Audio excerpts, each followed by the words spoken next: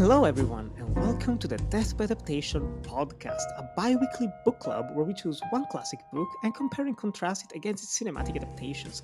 I'm your host, Nicolò Grasso, and I'm joined today not by Johan Gledo, who's enjoying a jolly good trip, well deserved, through the entirety of the UK, wreaking havoc and having the time of his life.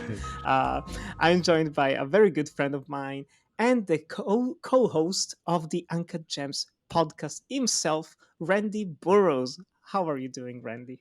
I'm doing awesome, Nick. I am filled with anticipation to talk about today's film and today's book. Isn't it a wonderful world that we live in, that we have anticipation that can just sort of drive us forward?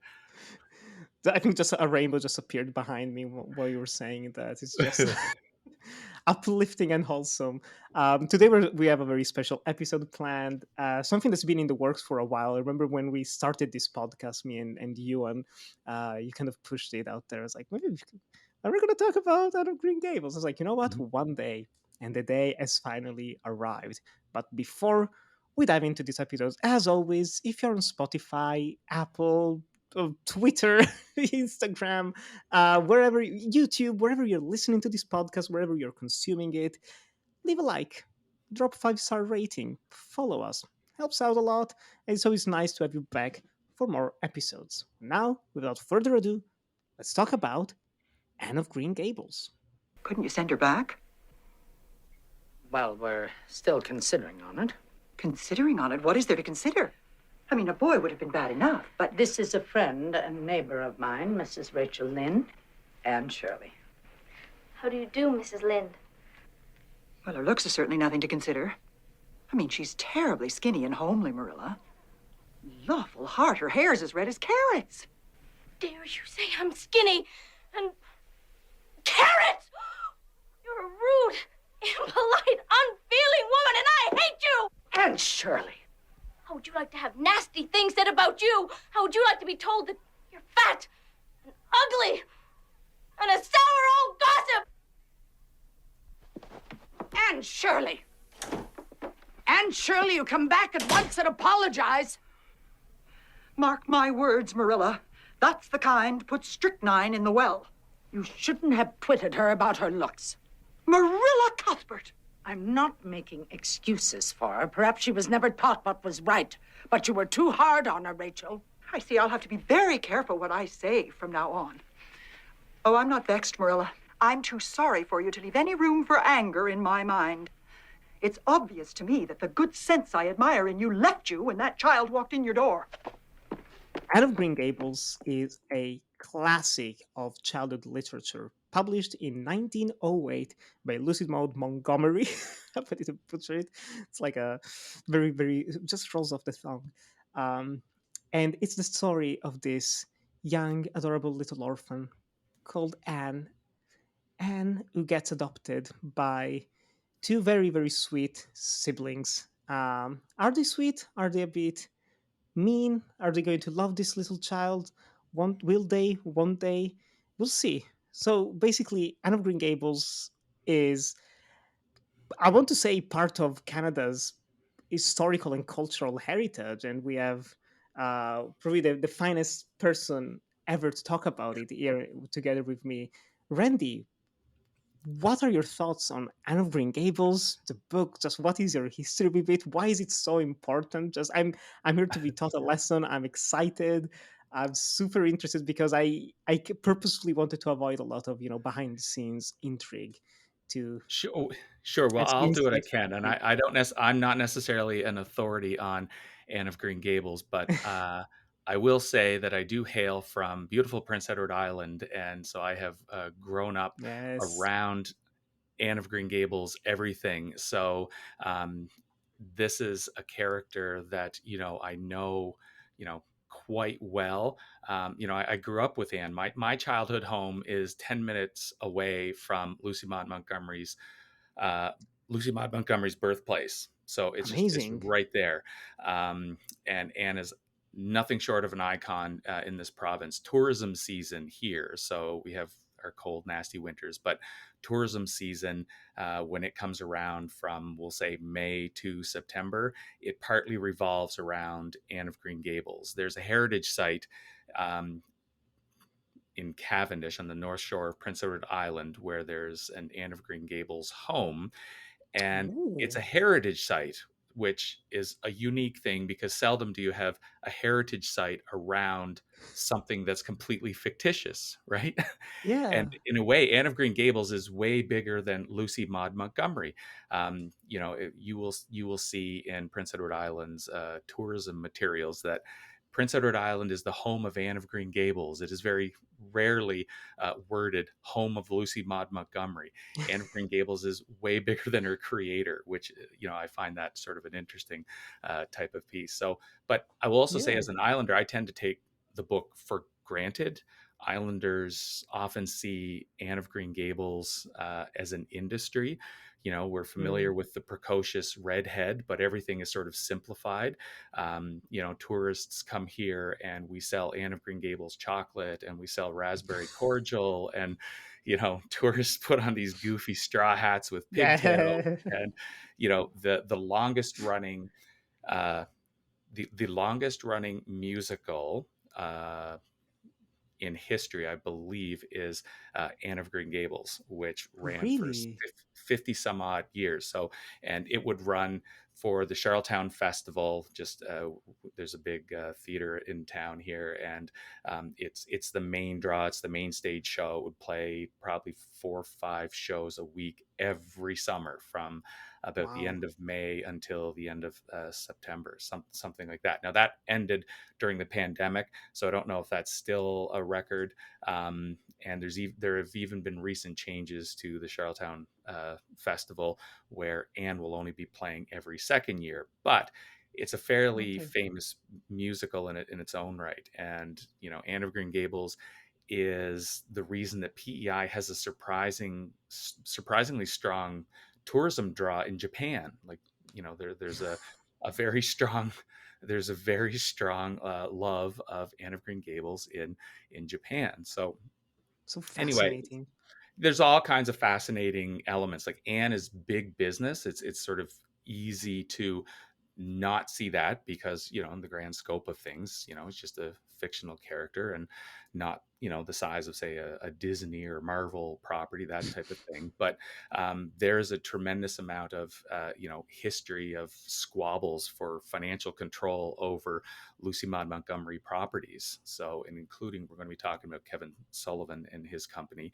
Kevin Hmm. Sullivan directed and made the Anne of Green Gables TV movies in the 80s, and he has rights to broadcast and creation. I don't fully have my head around all of the legalities of who can do what, but there's often uh, fairly high profile arguing and bickering over who has rights to do what with Anne properties. I think right now in the court system in the state of New York, there's a new Anne of Green Gables musical production there that argues that Anne is public domain because she's over 100 years old.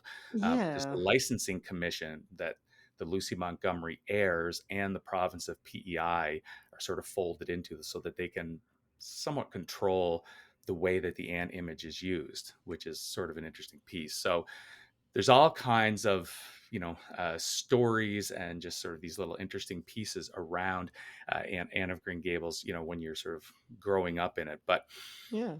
what I'll say though is that when you're around something special all the time, it's really easy to forget how special something really is. So the opportunity to have this chat with you and to read this book and to watch the TV movies, which I hadn't seen since probably the early 90s or the late 80s, but it all came flooding back. This opportunity to have this chat is my stop and smell the roses type of moment, I've got to say. So thank you very much. Thank you honestly for proposing this episode because it's actually kind of funny. Everyone knows I'm Italian, born and raised in Italy for many years, of course, and it might be surprising, but Anne of Green Gables is just not a thing here, Mhm. which kind of surprised me. It's even funny because the actual title is in Italian is translated to like red-haired Anne, basically Anne with the red hair. That's the Italian title, which already they probably give for granted that no one knows what Green Gables is. Why would you even care what's a Green Gable? Do you have to translate that? Ah, she has red hair. It's fine. People will Yep, get it.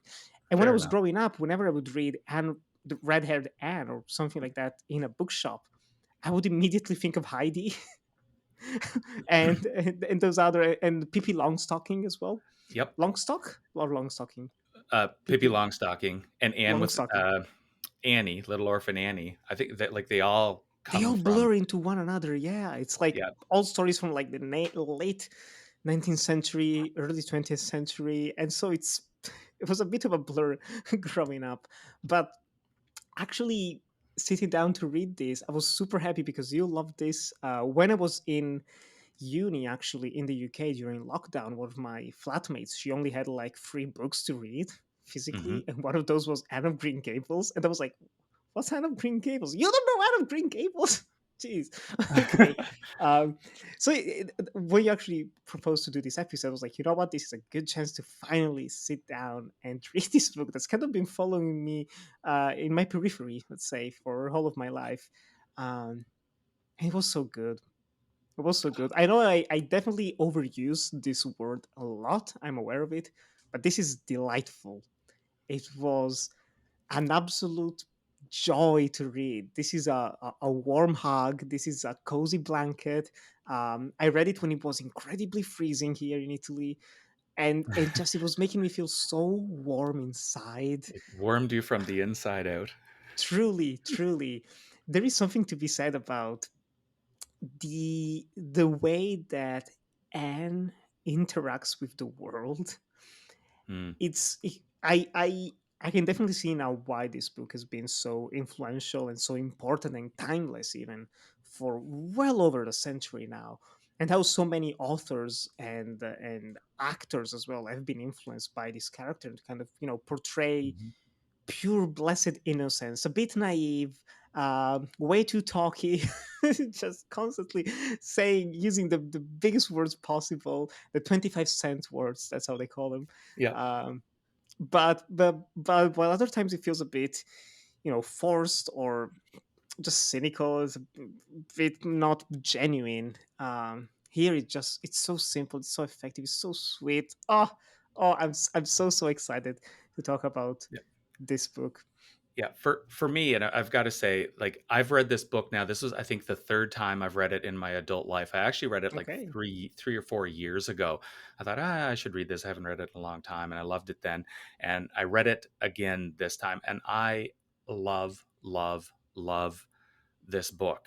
I had just finished reading Heat 2, and I can watch the movie Heat any day of the week. And Heat 2 is a pretty good book. But then I went to Anne of Green Gables, and I can read Anne of Green Gables any day of the week, and not necessarily watch the movies any day. That'd get a little tiring, but we'll get into that. It's longish. But yeah, I could read this any day of the week, and there's something that I love about Montgomery's use of language. She clearly Mm. loves the language. Now, another author, this might sound a little bit ridiculous, but I'm not as well read as you. But another author who I find loves just the English language and using it is Craig S. Zoller. Oh yeah.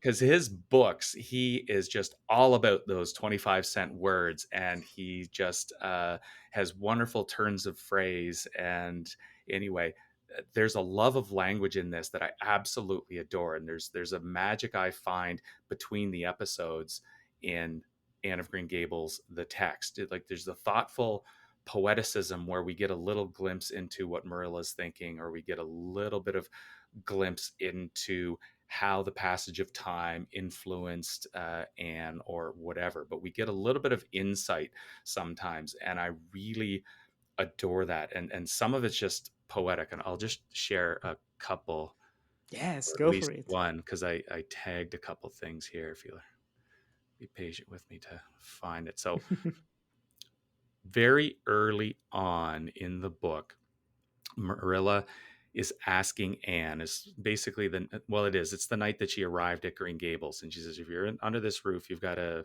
say your prayers.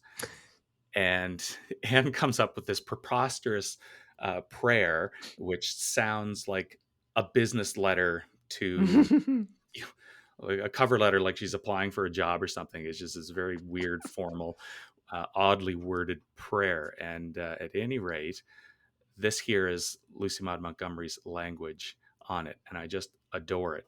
And its insight, and it's just poetry to me.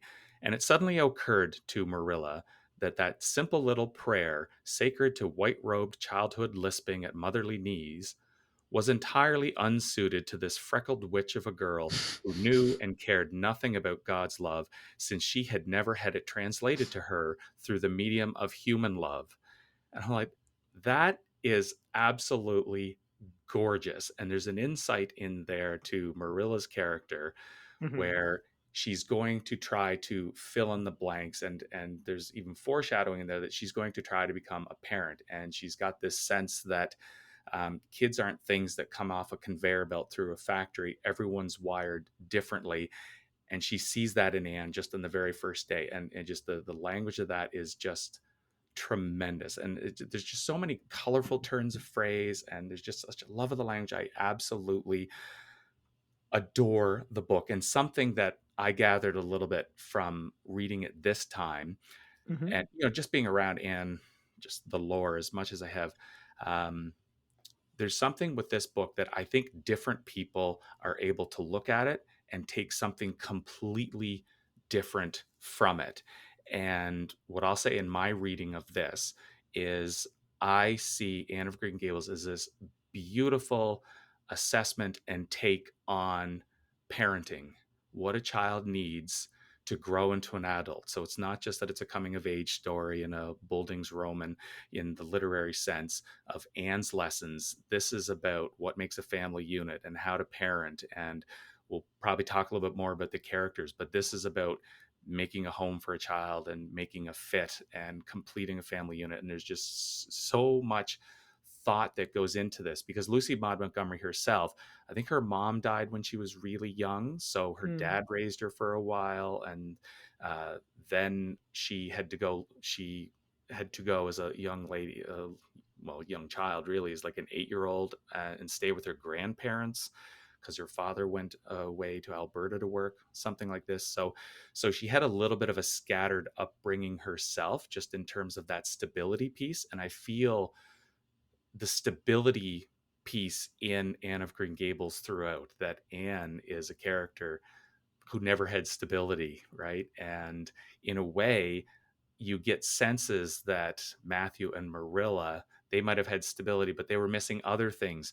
Mhm. So to me, there's just this amazing story of a fit and of parenting, and how to uh, take in this waif, this redheaded witch, this freckled witch that Lucy Maud calls her, and allow her to fit in and sort of get to her core. And I to me, I associate it with parenting, like so my kids now are 16 and 14, but if you go back a decade and I was struggling with certain things with parenthood, I'd try to read parenting books, and there's just things that I would try to figure out, and it's almost as if this text inherently knows it, just because of Marilla being this motherly type of figure, but it's not a traditional mom. She's structure, and she's duty, and she's jobs, and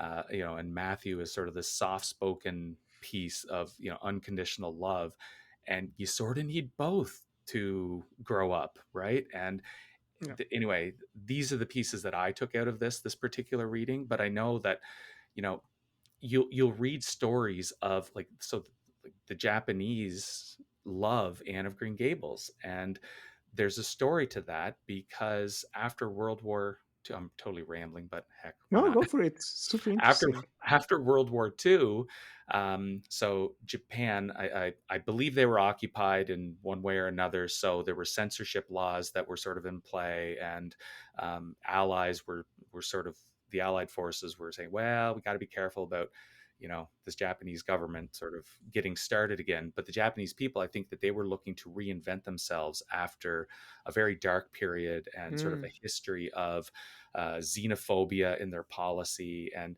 so they latch on to just Anne of Green Gables is a story of wholesomeness, right? It's and that's a big takeaway that they have. Different people will look at Anne of Green Gables and they will see a strong feminist character, and it's all in there. I believe Anne of Green Gables has a long history in Poland as well, because Mm. while the uh, while the Polish military, of my understanding, we need Jakob in here to correct me on this, but I think during World War II, post World War II, there's a period where Polish forces were sort of under the gun, under the boot of the the Soviet Empire, Mhm. and Anne of Green Gables was distributed, and I think it was even a bootleg translated copy of Anne of Green Gables was distributed to the armed forces, because Anne represents willful, strong defiance in the face of hardship. No matter what you throw at her, she perseveres, and she's a strong character in that sense. And that was something that sort of was a messaging that I guess the Polish forces were appreciative of, and that they could relate to. There have been different Yeah. actresses who've played Anne of Green Gables in movies over the years. One of them was so inspired by the character that she changed her name to Anne Shirley. So actress Hmm. Dawn Evelyn Paris, who was nominated, I think, in the 1930s for an Academy Award for playing Anne of Green Gables, she changed her professional name to Anne Shirley after that film. So it's just It's different amazing. people connect with the character for different reasons, and I was like, this is something that makes Anne of Green Gables a unique piece, because there's so many Mm. different reads you can have on it. They're all valid, and I just absolutely love that that's sort of caked into this little orphan girl with a big mouth. That's the beauty of a classic. I always go back to what one of my professors told us in high school. She said, "How many of the books that you're reading now, or that you read like 5 or 10 years ago, will be classics, but not like, oh yeah, we kind of remember it, but like classics with a C, like books that will endure and that will grow with the people that read them and through generations and generations." And Anne of Green Gables is such a book. Like Mhm. it's kind of insane to think that it became so popular in so many different countries for so many different reasons. I actually remember when you were talking about the Japanese. I also remember that they had an anime on Yes. Anne and a prequel series as well. One of my Yeah. friends, when I told her we were doing this episode, she was like, "Oh, I've actually seen the cartoon." It was like, "Oh, wait, what?" I don't think I ever did when I was little, maybe, but it's so fascinating, and for good reasons, honestly. Like, if I had to say what I took out of it, I always have a very very soft spot in me for stories about acquired families. Like, what is a true family? Family isn't exclusively kin, isn't exclusively blood related. It can be Mhm. so many other things. And so to have this atypical family, because it's basically two 60-year-old, more or Mhm. less, brother and sister duo that take in this 13-year-old child and just grow her as their own. It's it's kind of, it's a perfect recipe for all sorts of shenanigans, and it works. It's so endearing. I really like that, like you said earlier as well. There is so much depth to all of the characters. You look at like Marilla Cuthbert on the surface, like you were saying, she's all about discipline, all about the rules, all about keeping. Yeah, but she has those little moments when she cracks. When Yes. there's like the friend that comes to the house and tells Anne off. She's like, "Oh, you're a big mouth girl. Oh, you're so ugly. You're so skinny," and Anne just loses her temper. understandably so. She was right. And Marilla's like, well, she did wrong. You should have said those things to her. Just saying, just saying. There's all those little moments, and she becomes more and more accustomed to having Anne around and to her constant talking about, about nothing and those beautiful ways of just looking at the world. Even Anne herself, orphan girl, barely went to school, doesn't really have an education in the traditional sense, but she loves to read. And she's reading books that even adults would find challenging. There's one part when Mhm. she's in class, and instead of focusing on the actual lecture, she's like, "Oh, let me just read Ben Hur under the Yes. table," Yeah. which was very surprising. She's like, "I want to see what happens in the chariot race." Like all of those things, it's so endearing. It's so easy to fall in love with her and with all the other characters. It's magical. There's one intro that I was reading, an introduction to a book that I'm currently reading, where the forward basically says, "Oh, you could open any book, any page in this book, and it would Yes. have like one of the best lines you've ever read." And what you did right earlier with the prayer moment, it's exactly that. Like you could open any page of this book, and you would find like an impeccably written sentence, quote, reference. There are so many Mhm. small like references to other literary works that like Anne says and no one else gets because the other people Yeah. haven't actually read those stories. They don't actually have that type of education. And it also leads to so many other elements. I don't want to ramble on about all of the plot points that I love, but yes, the fact that this passion that she has for culture, for reading, for telling stories, but also for caring for other people, it translates into her starting to Mhm. pursue a career into becoming a teacher, into education, which is beautiful. And I can only imagine how important it must have been back in 1908 to have such a character and to have someone as old and as part of an early generation as Marilla Cuthbert saying, you know what, follow your passion, follow your dreams. And it's not actually just dreams; it's a job. Like you will be a woman with a job. You're not married. You own your own life. You control your own destiny. Like it's so powerful. Ah, It's oh, it pushes the idea forward. Lucy Maud Montgomery was ahead of the curve, mm, and probably the era wasn't ready for that. Literature was right because I think you have a lot of smart writers around this time, like Edith Wharton is right around the same era as well. yes, It's yes. but it's limited. You can be a teacher, or maybe you can fall into a writing career, send stories into newspapers, that type of thing. Mm, But Lucy Maud Montgomery here, I think it just in her messaging, and you can be whatever you want. And what I love too, like a lot of my love of this particular read goes to Marilla, but she identifies with that because she knows that she missed out, and because she didn't have everything maybe that she could have. mhm, Maybe her life path was different from what she expected because she missed out on courtship, and she didn't end up getting married or having her own kids. And maybe there's some regret with Marilla, but what she certainly identifies is, and it is worth it for you to pursue whatever you want. You can be whatever you can want. And you get little glimpses of that type of support that she gets it. Like she's not waving a banner, and mhm. Marilla's no suffragette, but she identifies that and you do whatever you want, and you can do whatever you want, and you can be as good as any boy. Like, and that's sort of another piece there, Mm, like the competition with Gilbert, and and but this I and also too, when Matthew dies, there's this idea of it's not everyone has sort of a cookie cutter type of life where everything happens perfectly, and we see that mhm, with this family unit where it's an older brother and older sister. They're just sort of in the family homestead, and they're taking care of it. Anything can happen. um, so be prepared and get yourself ready for that, and you should be ready for that. You don't have to just be a minister's wife, or just be a teacher, or just be a wife.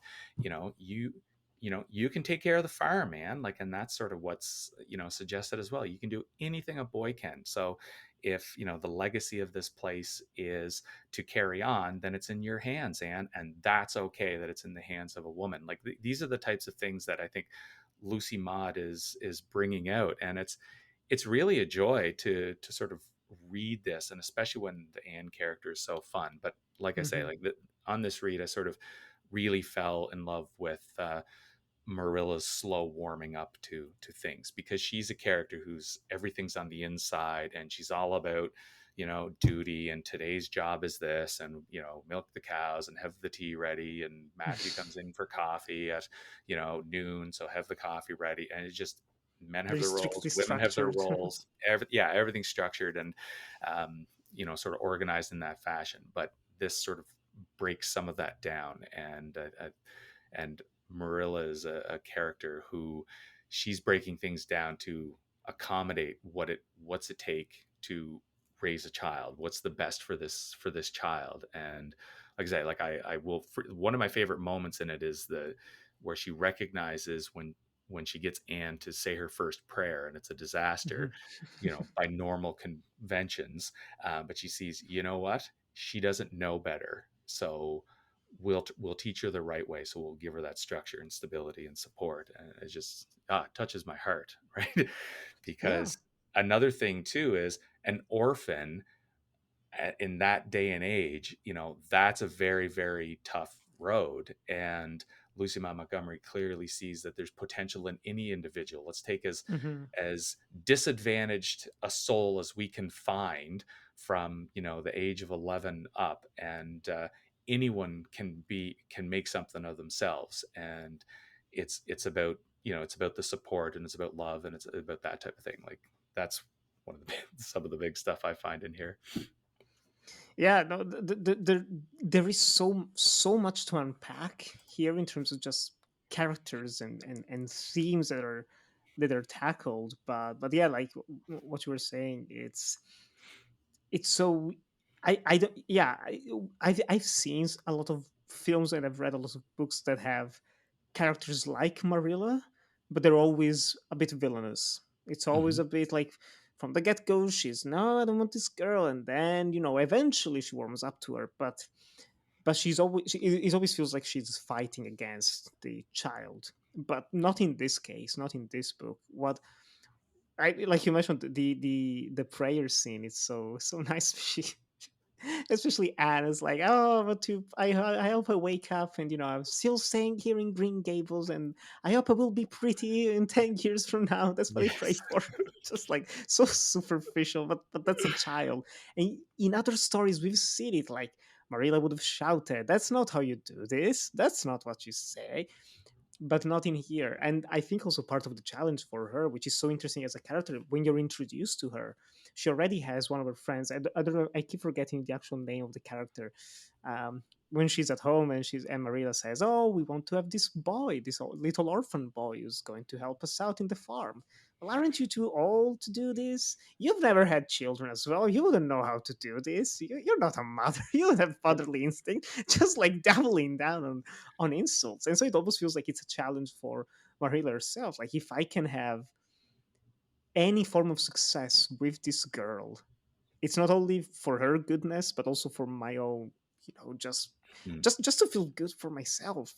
Just she deserves it, especially after a life of hardship. As the story goes on, you learn more about her past, more about some tragic losses that have happened, and it ends up also being a story about regret. And one of the very subtle things that I appreciated here is that I don't believe there's any mention of how much time, of how quickly time passes. Correct? Like, there's no, like, you don't open a chapter and it says it's set on this day. So there are just moments where you're Mm. reading this book and you start thinking like, wow, it's been a year now. Oh boy, Mhm. like those the last 250 pages, it's been over a year, and time keeps moving and moving. It's so subtle, but it puts you into this nice mood. It is very episodic, but it never really feels like it. I don't know if it makes any sense, but there are some of those books where you feel like, well, if you remove this section, you lose nothing. If you remove this section, you lose nothing. It is entirely about this one time events that happen in this girl's life and they have no repercussions. But in here, everything kind of builds upon what happened beforehand, because Hmm. you have Anne who misbehaves, maybe talks too much and says the wrong thing to someone, and you can see how in later chapters she tries to avoid that, because she's a child growing up. She's Yeah. learning from her mistakes. And it took me, I'm serious, I think it took me up until the last part of the book, when she's actually, like, about to leave Green Hmm. Gables to go study. And I was like, oh yeah, she hasn't had any of her, like, shenanigans in a Right, because while, she's because she's grown. She's a young adult now. Like, not even a yeah. teenage. She's a young adult. Yeah, I love that about this, and honestly, now I haven't read the novels which followed this, and I just have Just a a lot of vague novels. recollection. Yeah, I think there's another 7 maybe, Anne novels. Um, but I do recall a couple of the follow-up films, like there's Anne the Continuing Story, and there's Anne of Mm, Avonlea, and but to me the magic in here is this being a coming of age story, and I think you're hitting on exactly the structure there. And it's very episodic, right? Like every chapter is basically an episode, but you get a lot of the chapters early on, like all these episodes you could feel like, well, one episode is one day and one is the next, and the next hmm next episode is like 3 days later, because everything is sort of feels very condensed. And then the second half of the book, it feels like everything is sort of stretched out because she is growing up. And I would say too that the Anne's red hair is a bit of a symbol, I think, for not just like, well, maybe yeah, like I'll say her temper hmm or her maturity. So as much as she pines over her hair, as time goes on, she doesn't pine over her hair as much. Like I think in the book, I forget where it is. I'll say 3/5 of the way through it or 2/3 of the way through it is where she has the episode where she wanted to dye her hair because she hates her hair. And Yes, I think I took a screenshot or I sent you a quote or something because she bought the dye from an Italian. And at any I rate, love it. but after this moment, and she gets her hair cut off, and it seems as if this is where, after this point, she stops complaining about the hair. And and at one point too, all of the sudden a character says, your hair has turned into a beautiful auburn, which was Mm, like an age old romanticized goal that she had to grow up and her hair not be sort of a burden to her looks. There's a so yeah, so her hair to me is a bit of a symbol of, the more she complains about hair, it speaks to her maturity, I guess. mhm, And I wonder if there's a great quote. Probably won't be able to find it, but um, later on, I think it's Marilla is looking at Anne with a number of her schoolgirl friends, and she says, "As handsome as all of the other girls are, somehow Anne's common looks blow them out of the water because of the young woman she's become."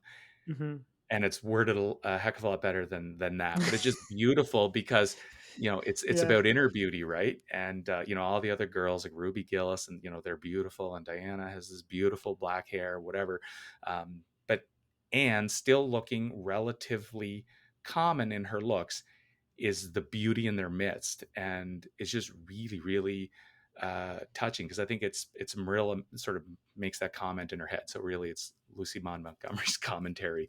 That's where beauty is.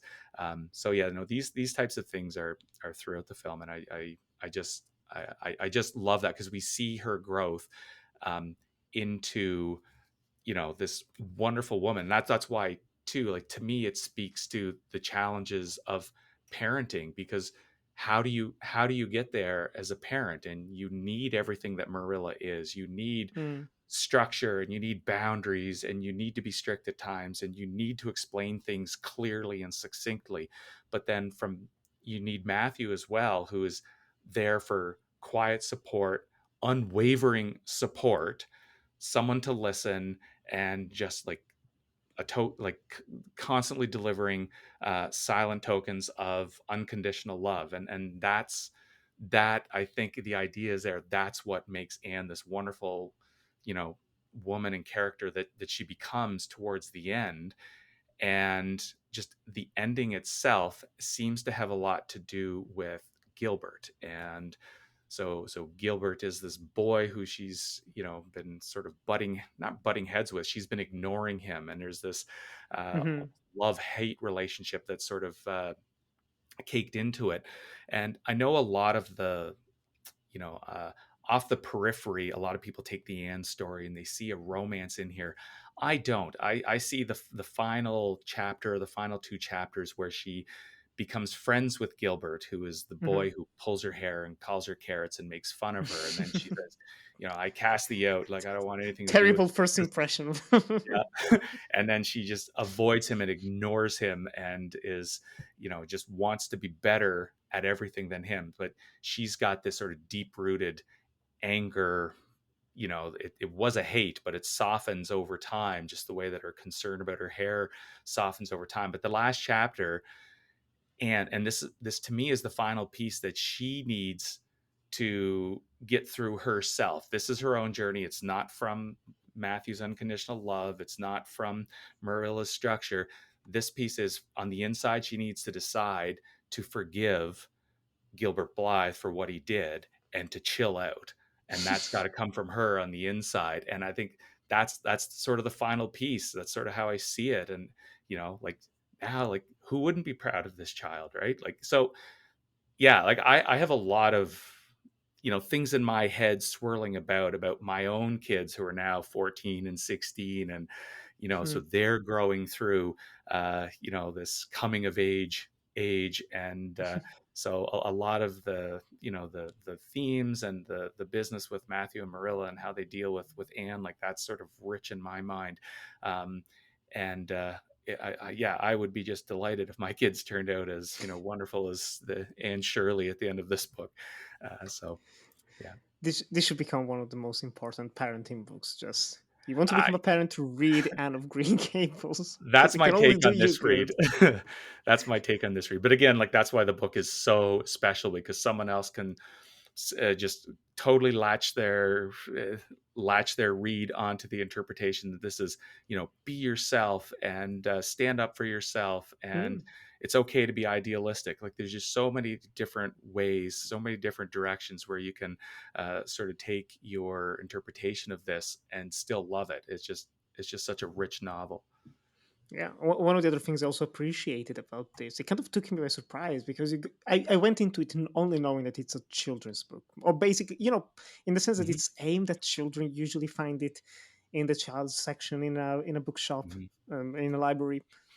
But there are so many adult themes, not even just talking about what you were saying with just parenting and growing up that a 7-year-old kid would never get, honestly, Hmm. and rightfully so, understandably so. But there are parts in here where I was like, oh my, there's political commentary and social commentary. Like Montgomery is talking about the role of the church. She's talking Hmm. about, problems with the education system and how there's not enough funds and how teachers keeps being switched around for one reason or another. You have this entire section where Marilla goes to a political rally, and you Hmm. discover, which makes complete sense, that the Cuthberts are they are Republicans, basically, they're conservatives. Yeah. Yep. It's just right when you're like, well, makes sense. They're farmers in this in the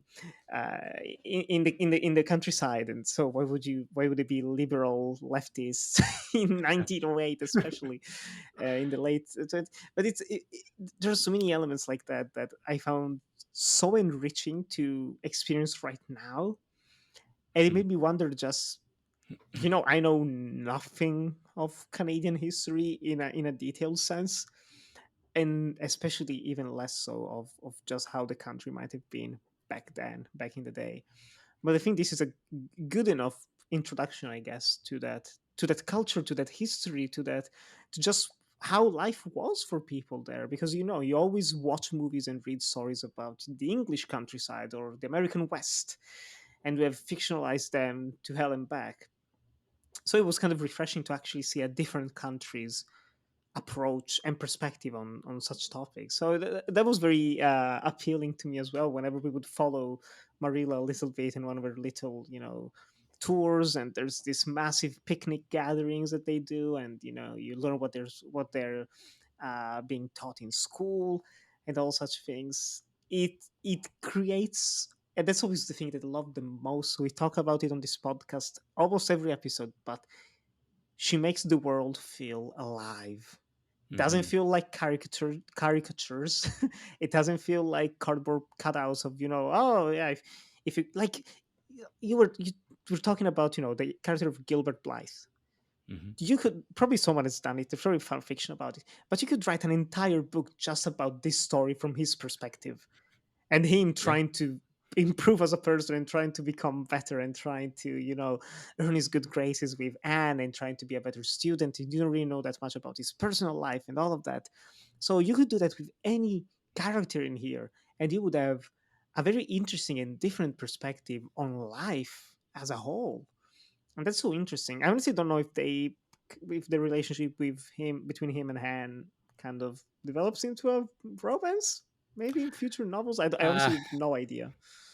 I can see yeah, that. like yeah, But just in terms of how the whole Anne story goes, like in here, I mhm. don't feel it romantic at all. I see it that he's a rival, and it's not romantic at all. It's about her growth. It's about the coming of age thing. I agree. And maybe it's me. I choose not to see it, but every summer for the last 10 years or so, I'll say there has been a um, sort of a smaller production, theater production called Anne and Gilbert, and it's sort of an established Okay. play.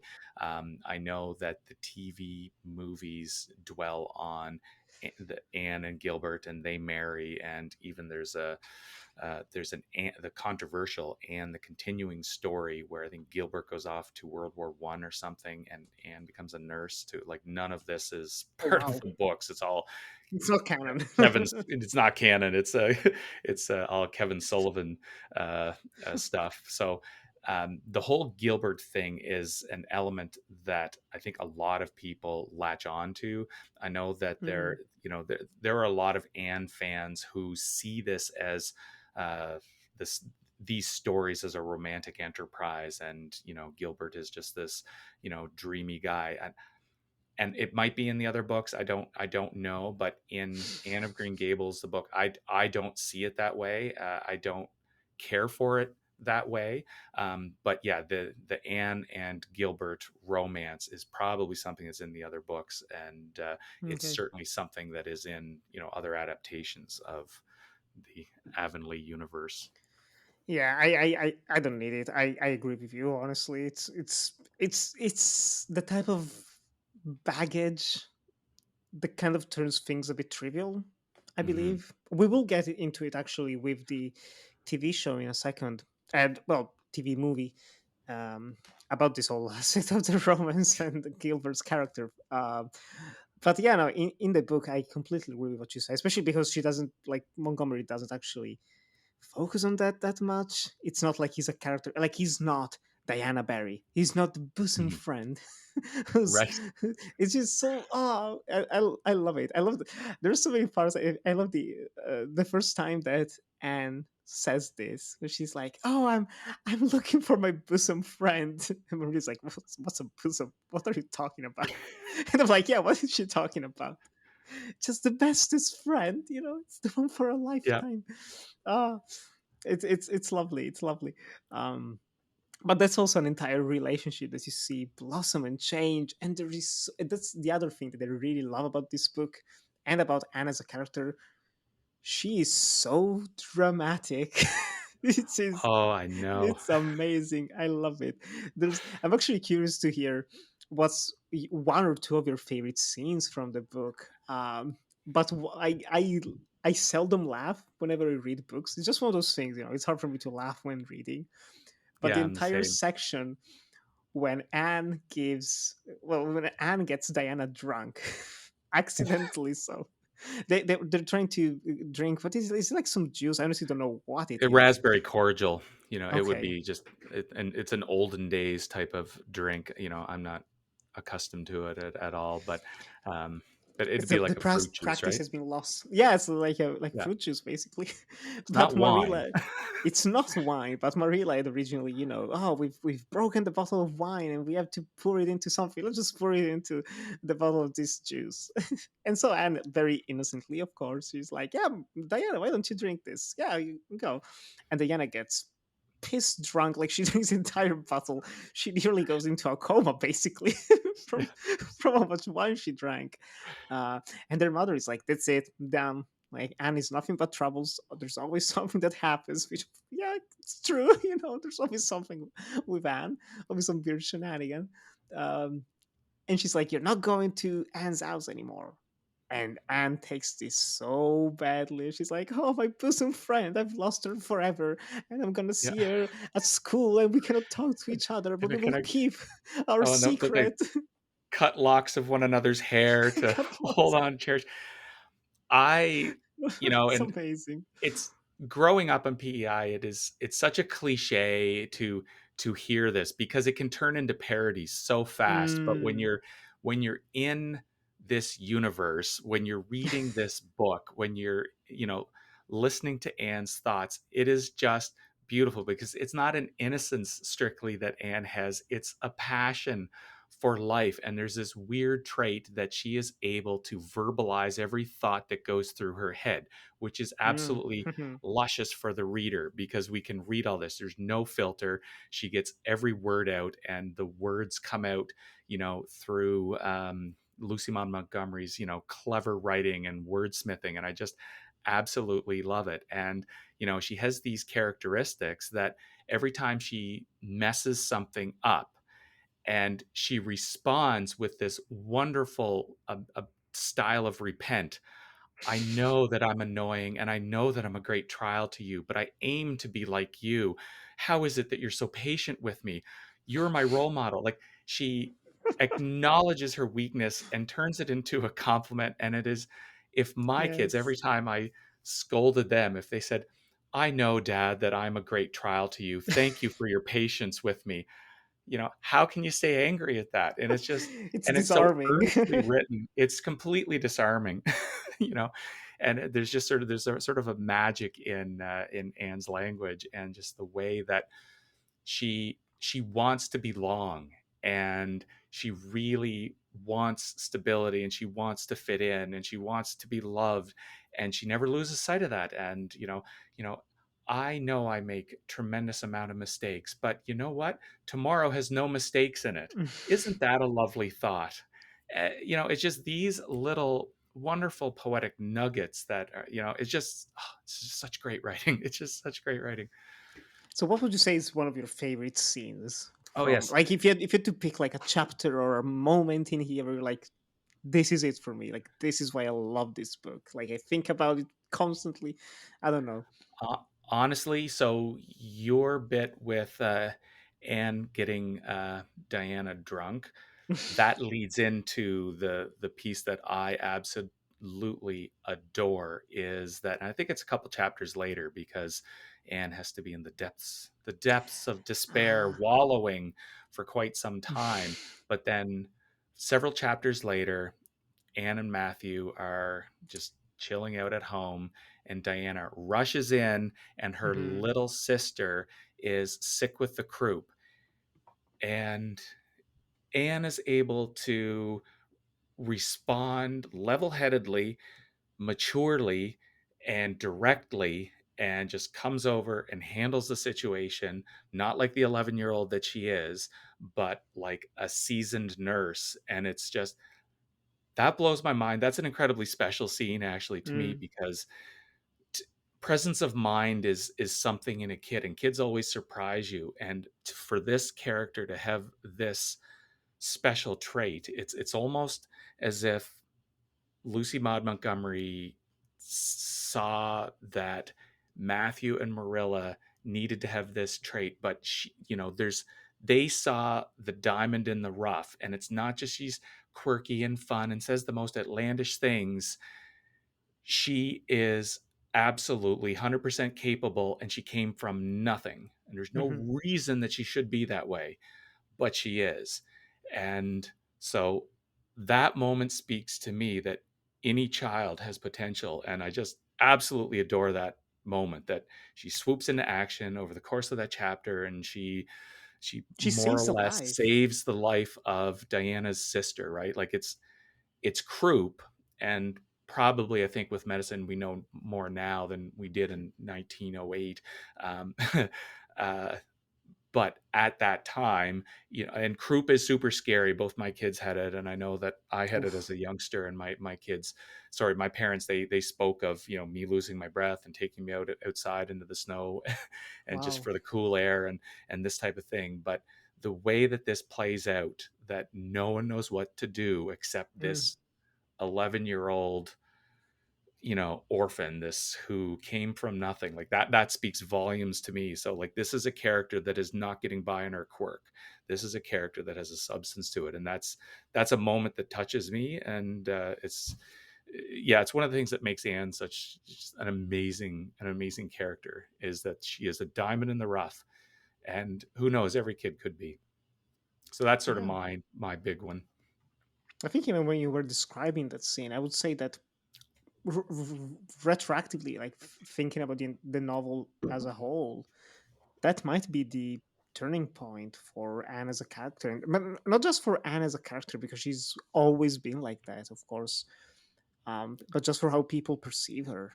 It does feel like all of Mhm. the more slapsticky, quirky moments kind of, are reduced a bit to a They minimum start to after this fade, part. yeah. Yes, yes, because you Yeah, start to see her as an adult, as someone who saved a child's yeah. life, and it becomes also clear like all of the experience that she has garnered throughout the years. Because again, as an orphan, this is not the first family that she's been to. Like she's been in many other families, large families where a lot of Mhm.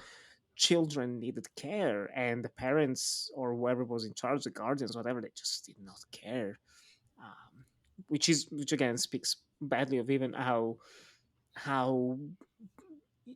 just people want children as little slaves. Like, Oh, I yeah, don't know, I yeah. don't know how Canada was compared to like Oliver Twist. But you do know, like I've known people even nowadays. It's kind of weird to think about it, but people who say like, "Oh, I cannot wait for my child to be a bit bigger so they can help out," but not in a way that's nice, but in a way that's actually like, no, that's labor. That's not Yes, helping out.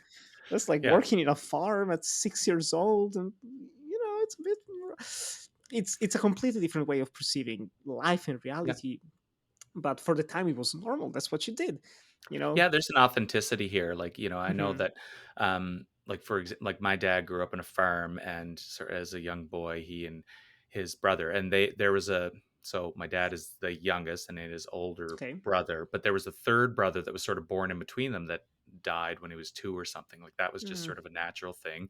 And, kids were expected to help out on the farm, and they would go to school until around 13 or 14, and then they either continued on in school, or then they went out and they worked on the farm.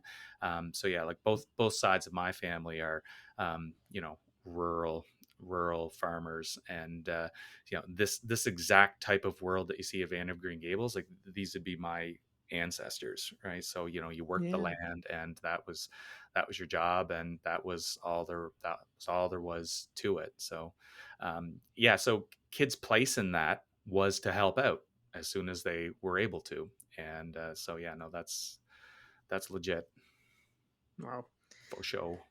I think this is a good point to also finally transition into the TV movie of Anne of Green Gables, released in 1985, directed, like you mentioned, by Kevin Sullivan, and starring Megan Follows, Colin Dewhurst. Dewhurst? Dewhurst. Colin Dewhurst. Dewhurst actually makes more Yeah. sense. And of course, Richard Farnsworth. Randy, you grew up with this series. You said earlier.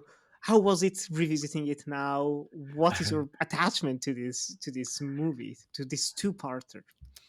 Yeah, so this is a two-parter. Basically, it's two 90-minute Hmm. films that were released in a TV schedule. So it's sort of it's made for TV.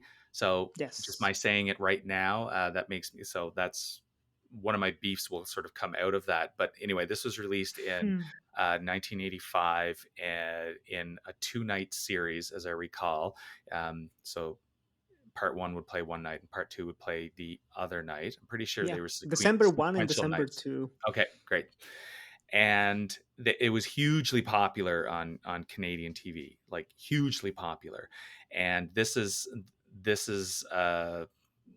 this little series would replay, I think, each year. So, you know, Hmm.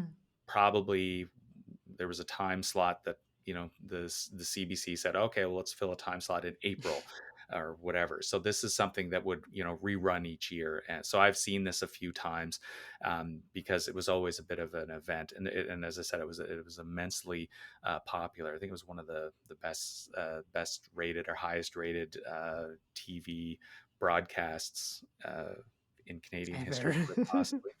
And even too, like it's something that we don't really realize how successful it is because I'm around it all the time, and it seems a lot of people, just sort of hear about it in passing. But this series, this two-part series, was a big deal. The book is the greatest selling Canadian novel of all time. Also, possibly uh, should be mentioned. So yeah, me visiting the movie again it was a lot of nostalgia. It's like, oh, I remember this. Oh, I remember Megan Follows. And so yeah, it was a lot of that was this is all coming back to me now. Um, yeah, I'm not in love with this, especially watching it this time.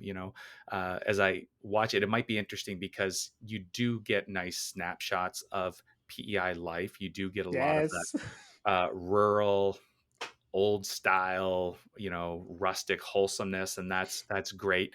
You You finally don't see the white way of delight.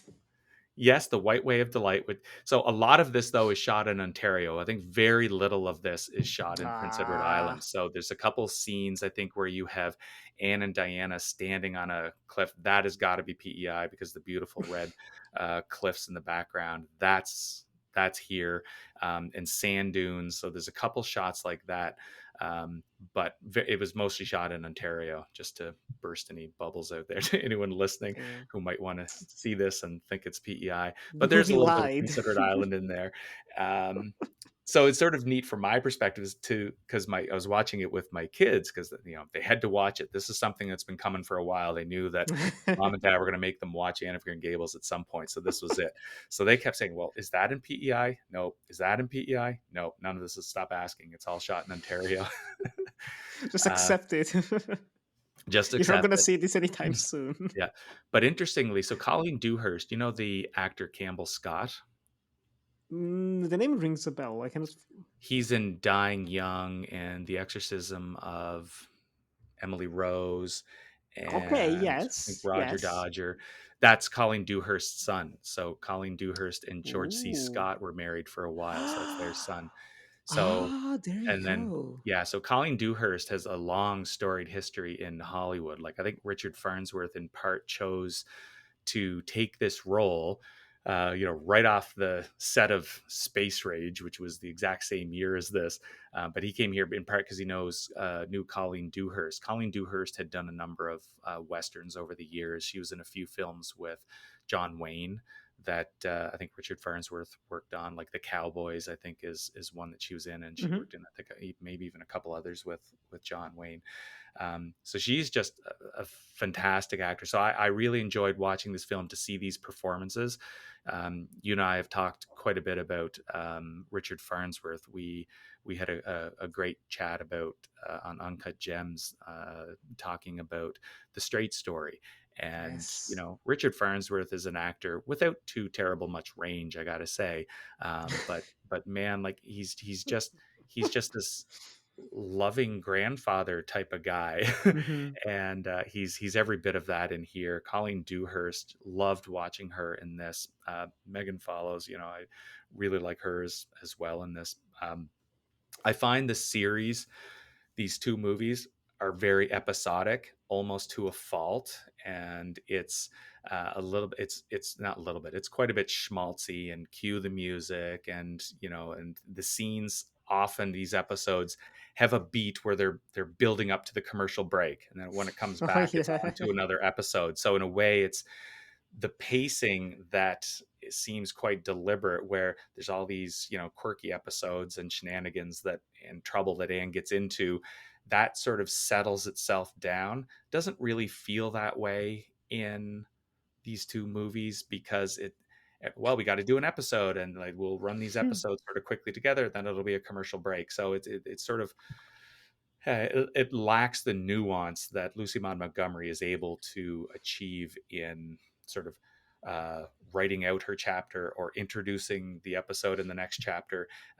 So there's this lovely prose that sort of precedes or follows, these weird episodes that Anne gets into trouble. That's not here too much. Like there's a nice focus on the quirky episode or whatever the trouble is, but for the most part, I find that it's a little schmaltzy. It gets a lot of things right, but it's and it's nice and it's wholesome, and I do like the performances, but it's schmaltzy. What'd you think of Yeah. it? The schmaltzy is one way to put it. I hadn't seen this before, of course, but surprisingly, I did feel nostalgia while watching Okay. it. And it's entirely because of what it is. And it's a two-part TV movie that's an adaptation of a classic piece of literature shot in the 80s, which is a very specific thing. Hmm. But as I was growing up, there was this one TV channel that we used to watch. That's still active, but who watches TV anymore? Who watches cable? but but as I was growing up, every Sunday during school weeks, um, they would have this fantastic adventure type of programming, let's say. And every Sunday it would be a two-part 3+ hour adaptation of classic literature. And so I've seen growing up so many there was an Alice in Wonderland one, Hmm. Homer's Odyssey, all those types of Robin Hood, like all of those classic pieces of literature that were not the famous Hollywood movies. They were the made for TV productions. Uh, and it's so interesting. I was looking at the Wikipedia page of Anne of Green Gables, and Hmm. apparently in the US, they had a similar anthology that was called Wonderworks. And I wouldn't be surprised if that's where they took a lot of those films for the Italian broadcast, because Okay. it's just they were kind of taking distribution rights for a lot of those made for TV movies from Canada, from other parts of the US to kind of distribute nationally. Um, and so when it started, I don't know, it just felt in a similar way to the book, though not to the same extent. It felt cozy, it felt warm. Like you were saying, there's this like the overbearing music that's full that wants to make you cry and that wants to make you feel all the emotions. Isn't this such a Yeah. powerful moment? it's it's cheesy in that sense. Yeah. Schmaltz, I think, is the better word that you use. Um, but I found it to be still very very indeed very watchable, especially like nowadays with work and everything. It's kind of hard for me to kind of find time to sit down and watch longer movies, so it's a bit of a Hmm. struggle, especially even with focus, because just tired. But this one was still very entertaining, still very watchable. I think in that sense the more episodic structure helped. It was easier Okay. to Yeah. pick up and Fair. stop. I'm gonna watch 50 minutes. Okay, this is a good moment to stop. Work. Let's go back to Anne. Let's see what she's up to. It became a TV show basically of just 30-minute chunks. um, but no, I did manage to watch the entire second half as its own film. And I have to say, overall, I enjoyed this. I wouldn't say that I loved it with a capital L, but I did find it to be very entertaining, very cute. I'm disappointed it didn't shoot it in Prince Edward Island. That's a Sorry. sham. They keep lying to me, pretending that we're watching something where it's not actually. Well, But if you ever come across the series Emily of New Moon, which is based on, so Lucy Maud Montgomery had, I think, three literary characters that she sort of went back to, and Emily of New Moon is another series. There's a Emily series, of New Moon, I've never heard of that. oh, well, there's a TV series, Emily of New Moon, and that was shot here. Okay. I can feast on my eyes, then just enjoy the scenery a bit more. So Um, Road to Avonlea, um, and shout out to Sarah Polley. With Road to Avonlea is sort of the series that made her a star in Canada as a child uh, actor. So Sarah Polley did win the Oscar the week that we're recording this. So congratulations to her. I'm so So happy for her. Lucy Maud Montgomery connection there, because Road to Avonlea, that series is based on, I guess I'll call it the cinematic Avonlea universe, I guess. Um, but that's not shot in PEI either. Just to, It's all fake. It's all a lie. it's So all a yeah. lie, man. It's all a lie Oof. because there's no infrastructure for the film industry here. Really, is the big thing.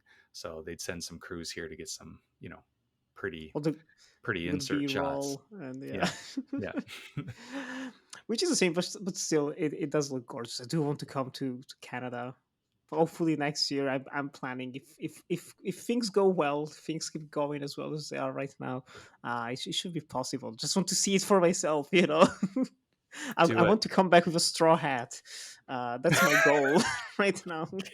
Just like I want to Okay. cosplay as and a little wig. Probably they probably sell wigs. I believe so, right? As part of the merchandise of the factory machine of Montgomery's Yeah, and have a properties. have a raspberry cordial, which is like a cherry pop.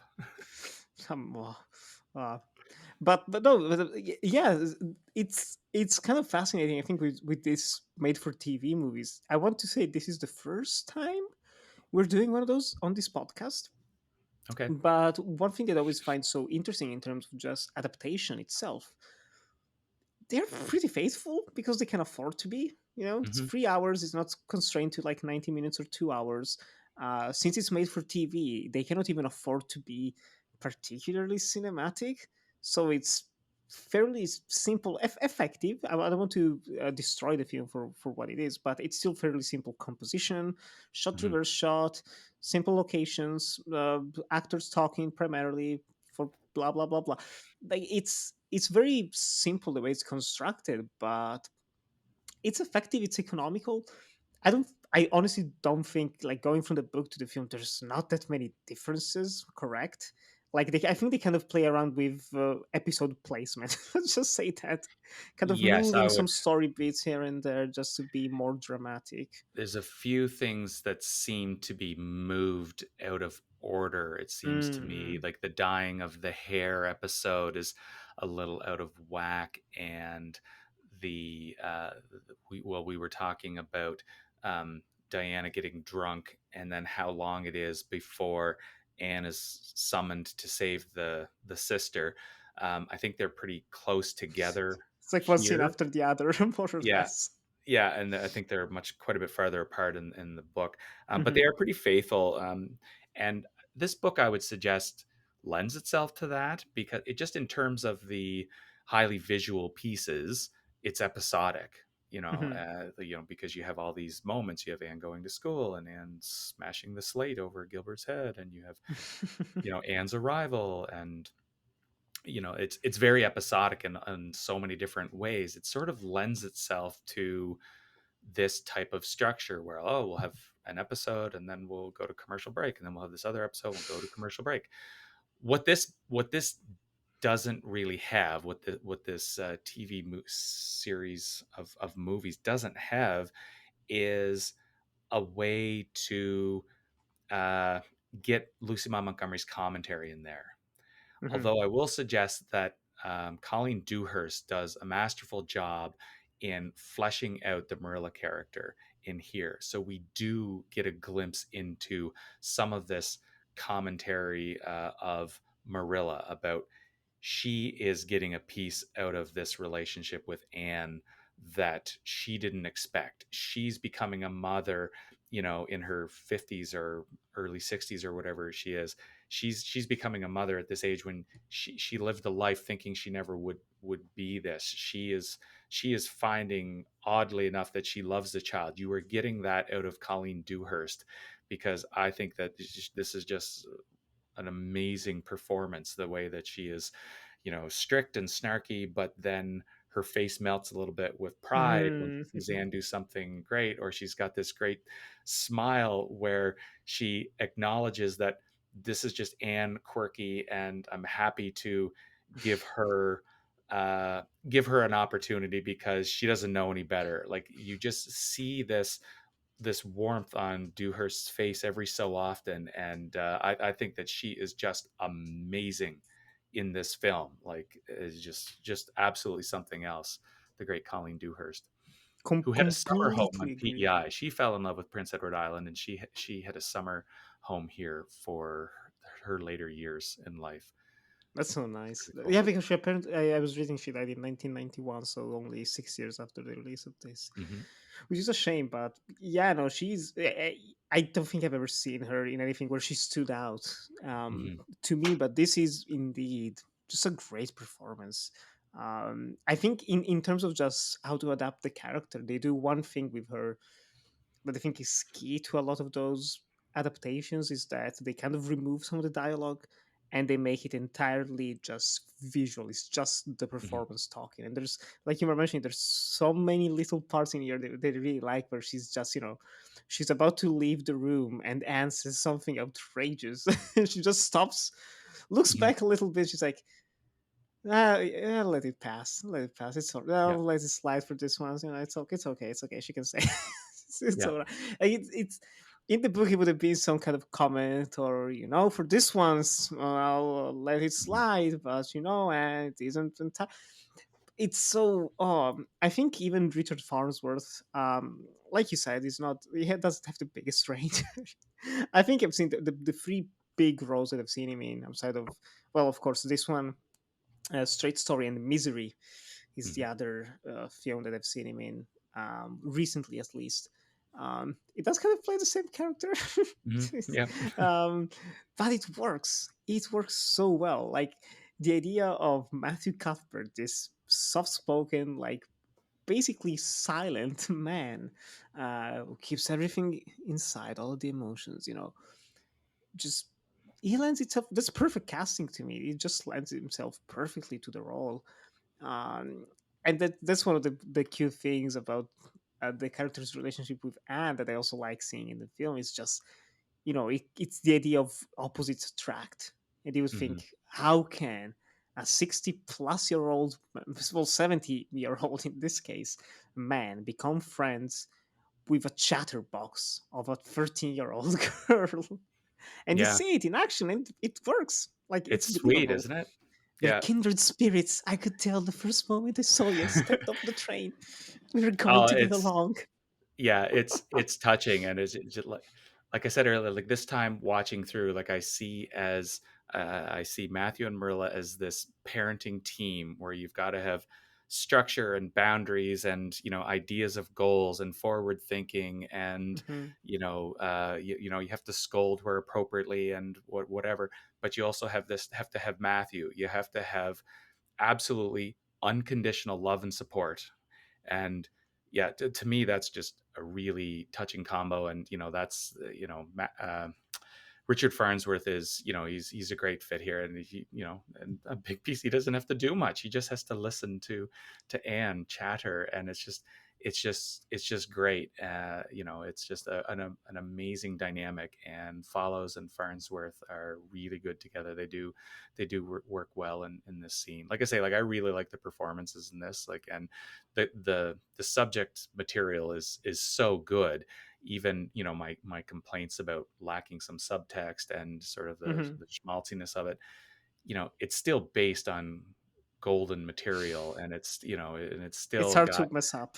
and it's still does a really good job of honoring the highlights of the book. So like it's fairly faithful. So yeah, no, it's certainly good. But the performances in this are where I'm really impressed, especially Yes. Megan Follows, not necessarily especially, but Megan Follows in particularly is good as the older Anne, the mature Anne. And I think Hmm. that that's Hmm. probably part because she was probably 16 or 17 when they shot this. So she was Yeah. older Anne. She was like the Oh, perfect yes. older Anne who had Yeah. to. They play some of those nice tricks of giving her a lot of like very childish clothes. Well, it's a bit Hmm. of baggy clothes when she's supposed to be 13 years old, and she kind Yes. of looks the part. They do a lot of those. They apply a lot of those cinematic tricks to make her look younger than she is. Hmm. Um, and I mean, it's a very cute performance. I think when she's young, there's a lot of those, wide-eyed wonder at everything that I see. Oh, it's so lovely, and also a lot of scaredy eyes whenever she messes up in some way. I didn't know. Oh my god, I'm sorry. Yeah. Um, but I agree. Like she truly comes into her own when she has to play the more mature Anne. Hmm. Um, it's I don't I remember I looked at her filmography and I don't think I've seen her in anything special per se. And I'm like, oh, there she is. That's what I've seen her in. This is kind of her most Th- important role, I gather, especially yeah. because she's This. played this character for almost a decade, like between all of the four movies. Like, I think it's like four movies total, right? With her, Uh, directed by Kevin Sullivan. I Uh, think so. And the last one I think might have been 2000 or 2001. That's the continuing jeez. story one. The Anne goes to war type of nonsense. Uh, I but low key yeah. want to So watch it now just for just for fun. Head of Green Gables goes to war. Uh, yeah. So yeah, she in Canada she is largely known as that. She's if you look through her filmography, I think she's in things like Silver Bullet and a lot of Canadian TV shows. I think Silver Bullet was an American production, but it was shot here, Mm. if I'm remembering correctly. So you can sort of trace her through the Canadian film industry a bit, and I think she's done a lot of television directing, maybe, and her success with Anne, I think, too, sort of allowed her to sort of branch off and have a lot of other opportunities. I think she's done a lot of good philanthropic work, I think, as well. So and I think if you were ever to listen to an audiobook of Anne of Green Gables, I think inevitably it's read by Megan Follows. Ah, there you go. Interesting, interesting. I think, She's made a career out of this character, and yeah. rightfully so, because she does embody and very, very nicely. I have to say, of the other performances in here, let me get the name right. Schuyler Grant, who I plays think Diana Skylar. Barry. It's probably Skyler, Skylar, yeah. of course, of course. It's probably like of Irish descent, maybe. It's one of Probably. those things. But speaking of her Um, descent, Katharine Hepburn is her great aunt, oh, which I didn't know. oh, She's from California, so I don't know how she fell into this production. I was just reading that about her today, that Katharine Hepburn is Skylar Grant's great aunt. so interesting. It's Um, weird. I really liked her. I really, really liked her. I think Agreed. Yeah. she kind of elevates. She looks way older than she should be, right? Let me just double check the age. Yes, okay, she was When was she born? 1970, so she was 24 at time of production. You can kind of tell. You put her side by side with Megan Follows, and you're like, it's, it's Mm. it's a bit sus, like the kids would say, Yeah. but she brings again a lot of maturity to the character. Like she feels not only like a real person, but there's a lot of genuine chemistry between her and Megan Hmm. that you can see just translates to the on-screen chemistry between the two characters. It's very, very charming, but there are especially a couple of moments in the latter part of the film when they're both older and they kind of are talking and being friends, and they have to take separate paths basically through life. Hmm. Um, that I found to be fairly emotional from her point of view, like from her perspective, something that I didn't really consider even in the book whilst reading it. The character of Diana, she takes a step back in the novel towards the final portions of the book, but in here, the fact that they put her front and center pretty much, Hmm. I don't know. It just I found it to be fairly moving. She added more depth to a character that I already enjoyed on the page, but again, similarly to Colin Dewhurst, um, she manages to elevate the character and bring it to life in very interesting ways on the screen. I don't know how you feel about her. Um, Yeah, no, I would agree with that. I always remember that performance, and she's got sort of a unique look as well. So I yeah, always sort of remember that, and she does bring a poise to that character, which is in part Mm. because the Diana Barry character is a little bit wealthier. But at the same time, I think it works really well, and also as a foil of sorts for Anne, because Anne, in a way, is so she's busting through and becoming she's going to be taking care of Green Gables and taking care of Marilla, and she's also going to continue to be a student, and the world is her oyster, um, as opposed to like Diana is she's living a life that was meant for her, right? So Mm. her parents weren't saying, well, you should continue with your schooling in case you don't get a husband. Like, it's never really in doubt that Diana is going to get married and have kids, and she's going to be the wife, and that's going to be her role and her lot in life. So that's a bit of a foil for Anne, who is this diamond in the rough, and the stories about her meeting her potential. Diana is sort of the expectation. So in a way, it's interesting that Anne sort of bypasses her. I Mhm. think, but also too, the film does a good job, I think, of including Diana's presence even when Anne has sort of bypassed her. I think they try to do the same thing with Gilbert, but I think there's these overtones of romance which I can sort of do without. But I think that Diana and Gilbert, they're stretching out their presence because they're Mm. important presences in the book. I I don't like Gilbert in this film. It's what we were talking about earlier. You're reading the book, and there's not much emphasis on any potential romance. It's very matter of fact. It's more of like even Anne. It never feels like. Of course, you're never 100% sure about those things. But when Anne says, "I don't care about him. I'm not interested in any way. I want to ignore him. Let me ignore him, please." It feels earnest. But when you're watching the film, it feels like, oh, she maybe has a little crush on him, but she's denying Hmm. herself that. And it doesn't help that you have the cutesy romantic music play, especially after when he saves her from drowning, basically inside this Right. boat that's sinking. He saves her up, and you have this music, and they're looking at each other, and she's like, "Oh, what are you doing? Why did you save me?" Like, oh, that's when it becomes properly melodramatic in a Yeah, way that I could have done without. Like you I just said, agree. like, And whew.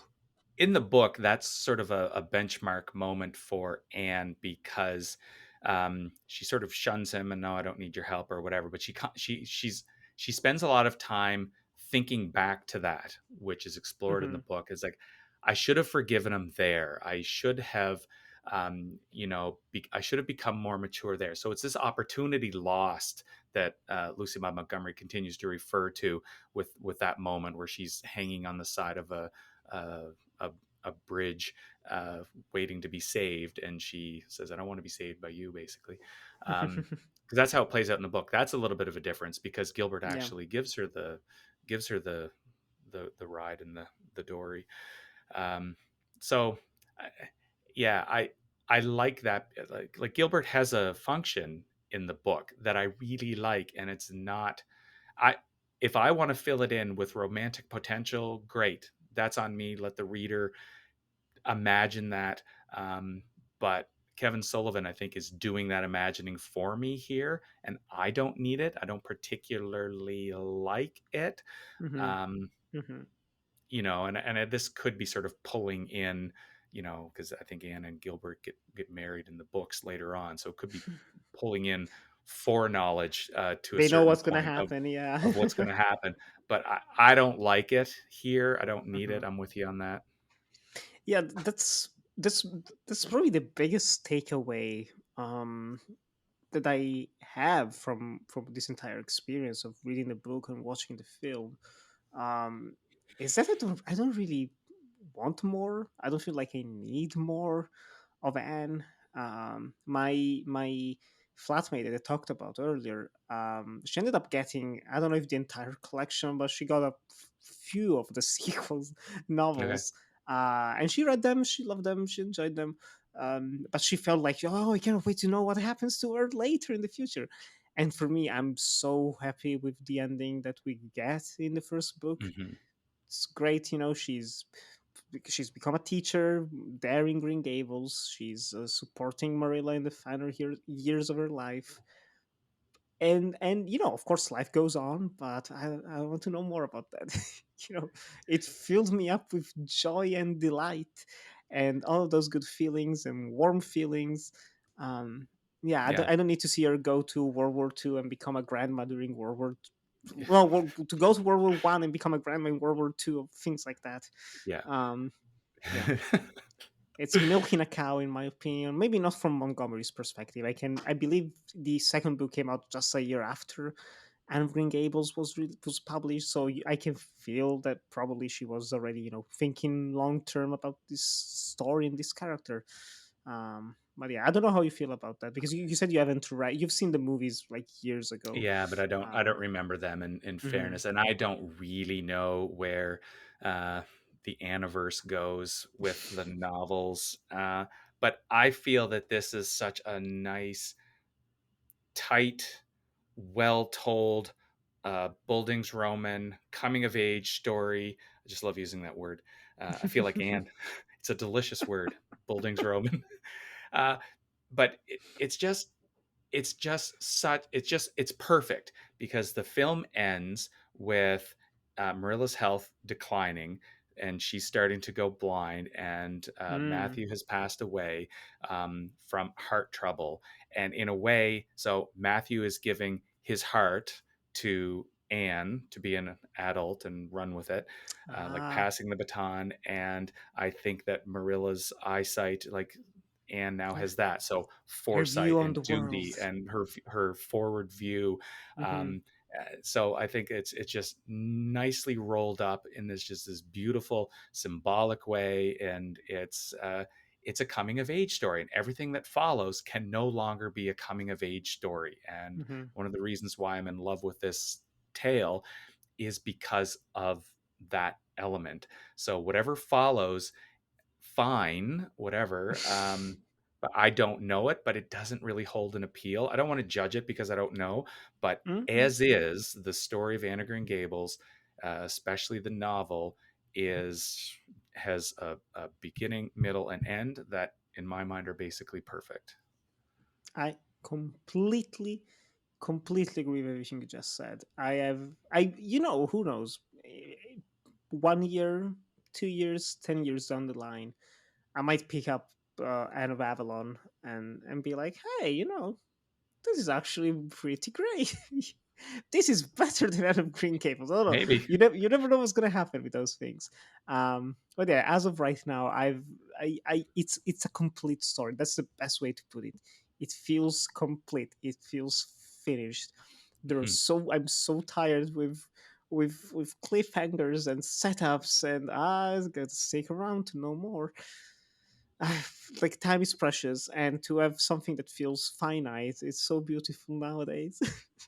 And so Agree. that's actually what I really appreciated about the ending. It feels like it's a proper conclusive ending that can Mhm. be, it's left open enough for, of course, like, Anne is still alive. You can do whatever you want up until she dies. That's where you can close off the entire. That's probably where the series ends, from what I know. Um, but we don't need that. We don't need I that, don't and even know. that's, Yeah. I don't know. I didn't look it up because I like the idea that Anne is just there, on the hill, surrounded by sunset, Marilla in the house, and just, and she's a woman now with a job, and she's Hmm. going to live her life possibly without Gilbert Blythe in it as a husband, because we don't like that. Put it on the side. We don't need it. um, but I'm super curious because, of course, there have been a lot of adaptations. We've mentioned a couple of those as well, including an anime. But Yeah. more recently, there has been a Netflix TV show that ran for 3 seasons called Anne with an E. Because, of course, if you're going to call her Anne, please spell it with an E and think about it with an E. That's, Yes. um, Think which about is, it with an E. Yeah. think about it with an E. It doesn't matter how I spell it in my mind. It's amazing. It's cute, super cute. But yes, there is this TV show, And I have only been able to watch the pilot episode of it today. But you, Randy, have been able to watch the first season of it. What are your thoughts on Yes. Anne with an E? Very, very briefly. Yeah, so I admit that you know, sometimes Anne doesn't have an appeal for me because, I'm just around Anne all the time. So when the series was released, which I think was 2017 maybe or 16, we're Yes, going back a few 17. years. Um, so Yeah. I didn't tune in, but I last week I did have some opportunity to go through it. I watched the first season, and I've got to say, Amy Beth McNulty is a revelation. I think she's really, really good, especially the further the first season goes. I think she captures young Anne, even in a way that Megan Follows doesn't. I think Megan Follows captures older, mature Anne, but Amy Beth McNulty is really fantastic, and she does look a bit younger. She does look, Hmm. you know, she does look 13, whereas I would suggest Megan Follows doesn't look 13 uh, No, not really. throughout. Um, She's a very like round face still, like a child, when they're still developing yes, the yeah. the facial features. Yeah. Um, but I really liked the first season of Anne with an E. Like inevitably, it's going to fall into the narrative issues that come with the story. So, like Hmm. to me, the book is just beginning, middle, end, beautiful. So if you're going to stretch that out to a mini series, or you're going to stretch that out to a series with multiple seasons, then you've got to have a bit of a plan of attack to have rising action conclusion like 8 or 9 times to have a season with 8 or 9 episodes. So the first season uh, takes several of the episodes from the book, classic episodes, and sort of turns them into this sort of ongoing narrative. The story running is really good there. I've got to say, the first episode is directed by Nikki Caro, if I'm not mistaken, who did Whale Rider. So an accomplished female director, and it's a really, really good episode, I thought. Um, Mm. the series really captures the essence of Anne. It captures the essence of Marilla. And if you dig a little deeper into, how Marilla probably feels in the community, because she feels like an outsider in the community. So it takes these leaps in logic that are sort of hinted at maybe in the book, and has subplots or little stories about them, and it works. I suspect the second and third season, where they explore the black neighborhood in Charlottetown, has no connection to my knowledge to any of the book. What? Just so that they can explore different themes about whether it's immigration or whatever. I forget, but anyway, Okay. there's different things they start exploring. It feels like I watched what will be the best season of Anne with an E, but I got to say, I really like that they've captured the spirit of Matthew, Marilla, and Anne as a really young 13-year-old. It's pensive and thoughtful, and it gives the characters time to just sort of sit in their emotions for a while, and sit and think. Like you see these wonderful, like extreme close-ups at time of McNulty, and uh, R.H. Thompson is Matthew. So Hmm. you get these great close-ups, and the film seems to the series seems to understand that that's a missing component from the previous movies. Let's spend just time with these characters, being quiet and getting into their headspace, and watch and sort of strolling down the lane, and just let the atmosphere take over. And Kevin Sullivan's two movies doesn't really do that. It's a little bit rushed. And I will say as well, the theme song to Anne with a Knee, Ahead by a Century by the Tragically Hip, is, I'd heard at the time, but I'd sort of forgotten. But it is absolutely impactful opening to the show every single episode, and has a lot of meaning to a lot of Canadians because of the lead singer of the Tragically Hip sort of tragically died around 2017. And at any rate, Yeah. so there's an extra little wallop in there for any Canadians that are sort of tuned into Canadiana. So yeah, I really like it. um, it's solid, and I might check out the other seasons at some point. um, but I'll leave it at that. But I was sort of impressed. Yeah, one thing that I found interesting, I'm curious if actually developed that, probably they do in the whole season, is that it gets fairly dark. There Mhm. are these flashbacks that it shows in the pilot to Anne's previous families, let's say, or Yes. all of her Yeah. previous experiences, and she has trauma. Like, she has literal PTSD when specific words or specific objects kind of throw her back to like traumatic events of her past, and it does not sugarcoat the whole and I don't want to say sugarcoat, actually scratch that, but there's definitely a lot of whimsy in the TV movie Mhm. of 1985. There's a lot of it's magical, it's super colorful and light. This one is a bit more muted in terms of colors. Everything feels more grounded in reality, and that I found to be very interesting. Yes. I did not know what to expect from this show, and I have to say, I might actually check out the rest of the first season after seeing this pilot, because that's definitely an interesting way to develop this story. Because it's also, it gives a bit more weight to the idea of Anne wanting, like, love. Anne is an inherently creative person in the sense that she loves imagination, and she always talks about that. Even in the book, she's like, how can people not dream, and how can they not imagine how some things could be like in other places with other people, and blah blah blah. And in this case, like, seeing it in this version, you can feel that almost a coping mechanism of sorts. The way that she sees the world in a much brighter way than it is, Mhm. it's because it's their only way to cope with just how nasty and brutal people can be, teenagers, children, and adults alike. Yeah, and I think that would be a reality of the time. Like, life was Hmm. hard. You don't necessarily get a sense from the novel that life truly was hard. But, Canadian winters are Mm. brutal now sometimes. So, you go back 125 years ago, they had to have been brutal then. So I think Anne of Green Gables, to a certain point, was a bit of escapism for Lucy Maud Montgomery herself. And, Mm. she had a lot of sadness in her life with, losing her mom and, trying to, live with her grandparents and missing her dad. And I think at one point trying to get along with her stepmother. Maybe Oh. that's part of it.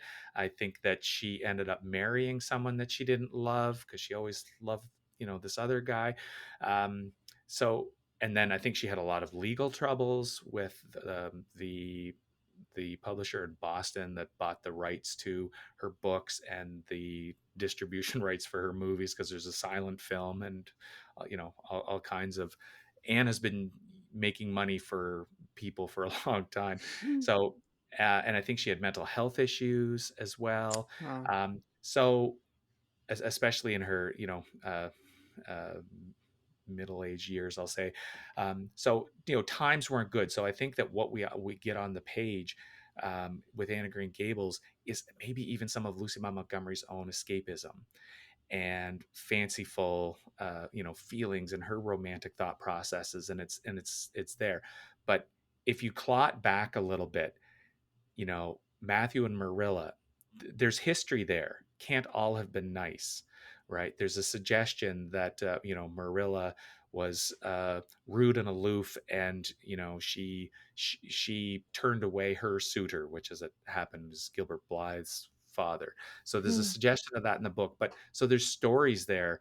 There's grief, and there's weathered characters there, but it is sort of through an escapist lens, I think, that Lucy Maud Montgomery is writing this, and that's great. But Anne with an E seems to understand that, and the choices that it makes and what I saw in the first season are fair and reasonable. I don't necessarily, stick up for all the choices and everything that's going on, in terms of the first season of Anne with an E. But it makes sense, and I think it's thoughtfully arrived at from the perspective of Lucy Maud Montgomery's writing and the Hmm. era, and like it seems fair and reasonable, because this type of storytelling is a totally different thing. You've got to add all these other elements and story pieces to it.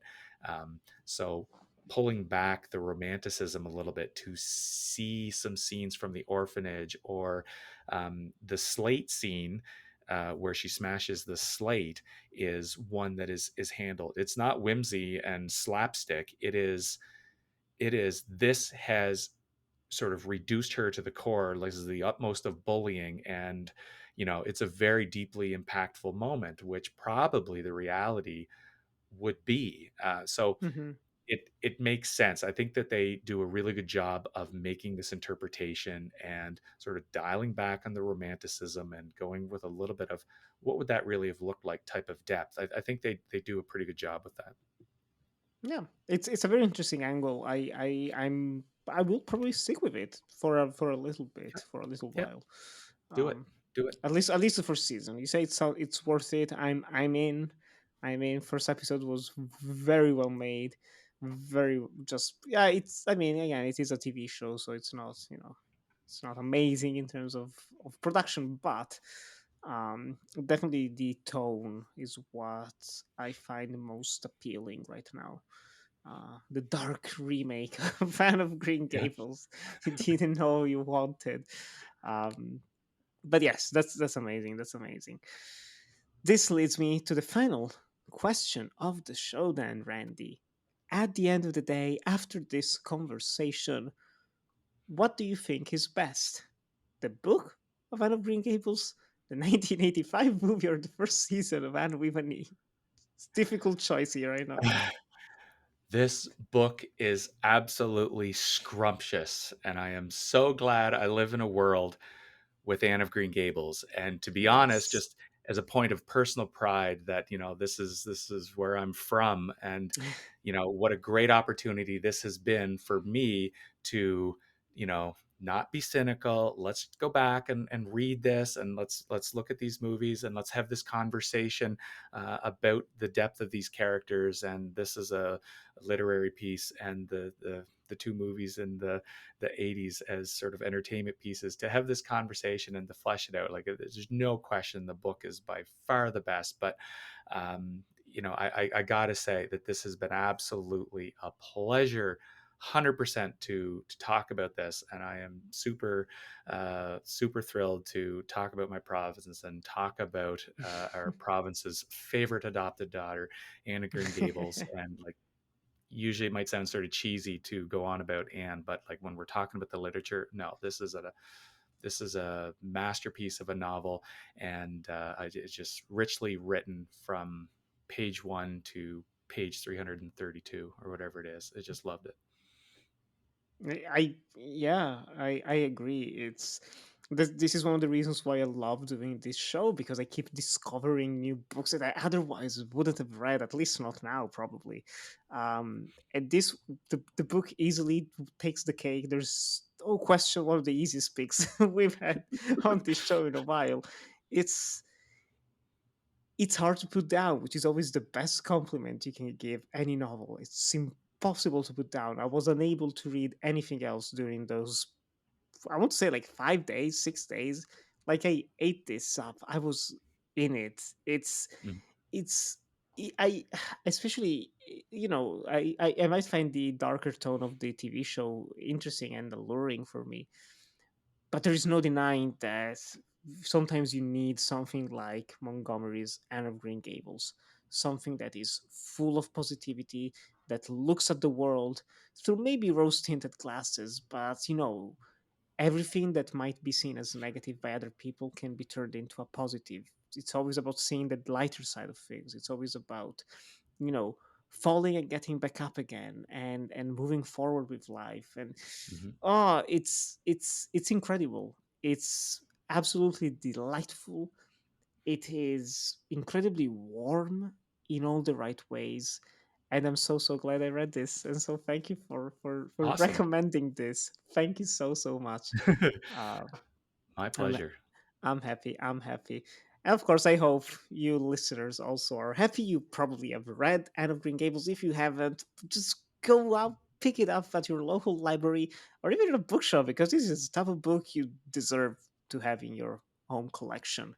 Um, I need to pick up a copy. I got it at the library because it was easier. I was like, oh, let's see how it is. And no. This is to enter the collection. If I can find a nice little copy, if it has even some illustrations, it would be amazing. Um, this is it for this episode of the Death by Adaptation podcast. Randy, where can our listeners find you online? You can find me on Twitter at Randy Burrows. You can find me on Letterboxd at Bratch7. You can find, and I got to get back into writing, but you can find me periodically with my essays on clapperltd.co.uk. Yes. And you can also find me on co-hosting our weekly podcast, Uncut Gems. And the website for that is www.uncutgemspodcast.com. You can see us there as we talk about all kinds of cinematic treats and otherwise.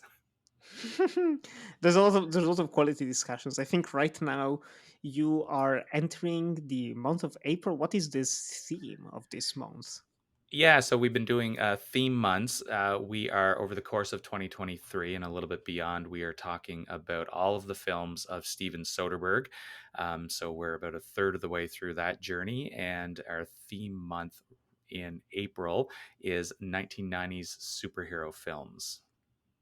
Definitely stay tuned for that and check it out as soon as those episodes are available. It's also worth subscribing to the Patreon, in my opinion, because there's a lot of quality extra content there. Meanwhile, you can follow me on Twitter and Instagram at NickyGran97, and there you can find links to everything, my short films on YouTube and Vimeo, my writing on Letterboxd, but also Clapper, and more recently, Cold Following. I've entered back into the world of gaming, gaming journalism. So lots of Awesome. reviews of independent games. It's just something it's spiraling out of control. I'm back in it and I'm getting press copies like twice a week. It's a lot of games, but it's fun. I do that gladly. I kind of miss this. And of course, you can also follow this podcast on Instagram and Twitter. Death by Adaptation Pod on Instagram and Death Adaptation on Twitter. Stay tuned because in 2 weeks' time we will be back with with a little bit of a respite with this episode. A bit of a light detour from our usual dark conversations. But next episode we're literally going into the heart of darkness as we talk about Joseph Conrad's book and Francis Ford Coppola's Apocalypse Now. So stay tuned for that. We hope to see you there. We hope you have a fantabulous day, and we hope to see you soon. Bye bye.